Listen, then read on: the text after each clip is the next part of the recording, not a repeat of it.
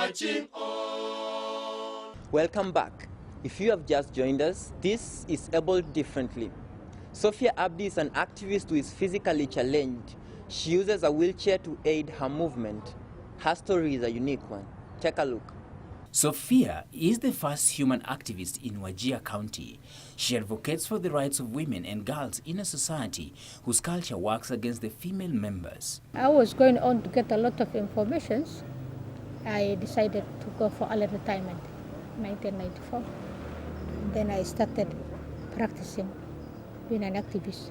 Not that I have enough education or experience to do to that field, but I knew what was happening was wrong, and I can make things to be right. She explains what made her take the cause. I was fighting on a very negative culture that was there in our community. They have got different cultures.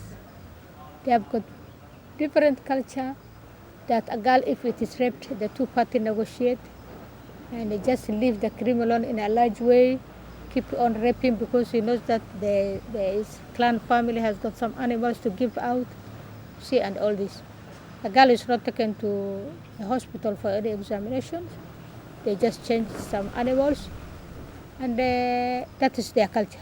In such a society, life has not been easy for her because she is seen as working against the culture. Or to talk about that culture is a bit difficult. You must struggle because you are changing a culture which has been there for so long, and the people doesn't want to hear you because they prefer of what they are doing might be right for them.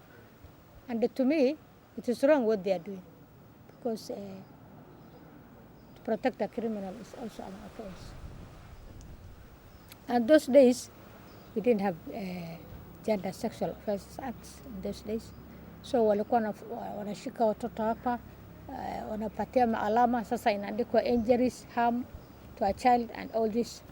The girl is raped. I struggled and I had a very challenging journey because they started against me. They are telling me, oh, I am changing their culture. I don't know who has sent me. Some of them are telling me I'm being misused by Western. I don't know who are these Western, even I don't know whom they are.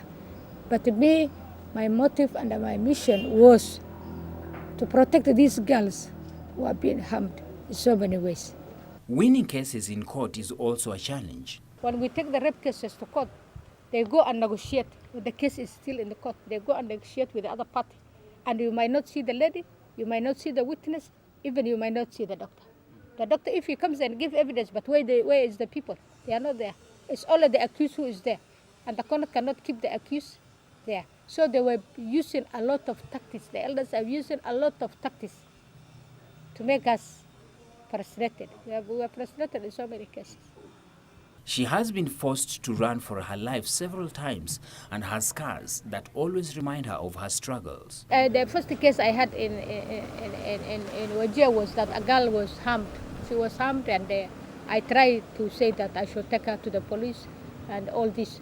So I don't know what happened, and people see that this mother is now becoming too much. You must teach her a lesson, something like that, is it? So I went to a traditional dancers one night, and as I was coming on my way, it's when I'm stopped. You can see the back, and there's also one here.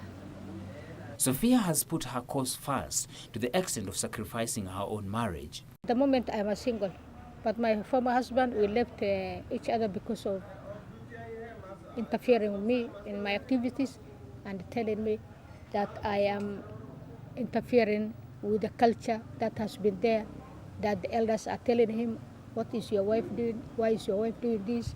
And then he told me I selected two. I either be with him and leave this job, or I leave him.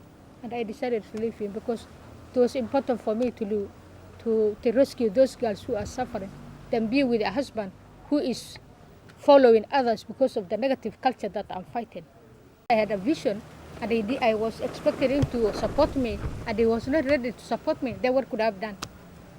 I had a vision which I could not stop.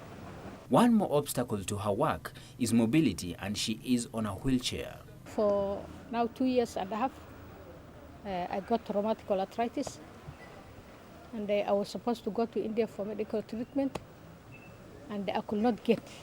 Can you imagine me working for all of those years and voluntary in my county, I could not get a fundraiser to go to hospital. People want to be in a place where there's money. You see? Some of people say they cannot work without money.